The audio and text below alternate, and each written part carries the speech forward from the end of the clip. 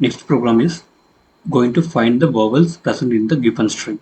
So vowels, we already know that A, E, I, O, U is the vowel, right? So first I'm going to take a variable which is s equal to some string. Okay. For example, I'm going to take hello skilltimate.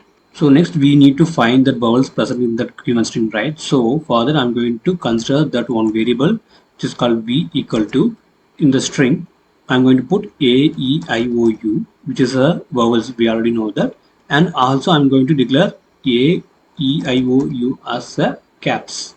Why? Because sometimes you can think like that string could be either caps letter or small letter.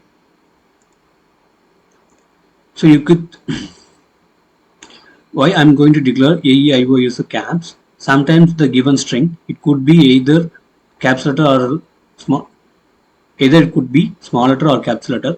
That's why I'm going to put that AEO. I'm going to put the vowels in both caps and small letter. And here the logic is, first I need to traverse, right? For I in yes. Okay. What it will do, it will traverse all strings and it will display one by one. So just for example, I'm going to print it.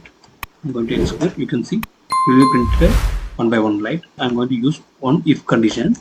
If I, because in the I we already have that all the strings present in the S, right? So for I in V, whether the matching element of this is present means then it will give that vowels. So for that what I'm going to do is I'm going to take one more variable which is empty string, there's nothing inside. In that I'm going to do m equal to m plus I. So I'm going to print it here. Print of m, which gives what are the vowels present inside this string. It will filter out and it will give only the matching strings which is present in the vowels. So it will filter out and it will give only the output which we are expected, because these are the vowels present in the given string. If we want to take a count how many vowels present in the given string means we need to declare one more variable count equal to, I will initialize as a 0. Then what I'm going to do is, like here in the if condition I'm going to increment that one plus equal to 1, and I'm going to print that same thing, print count.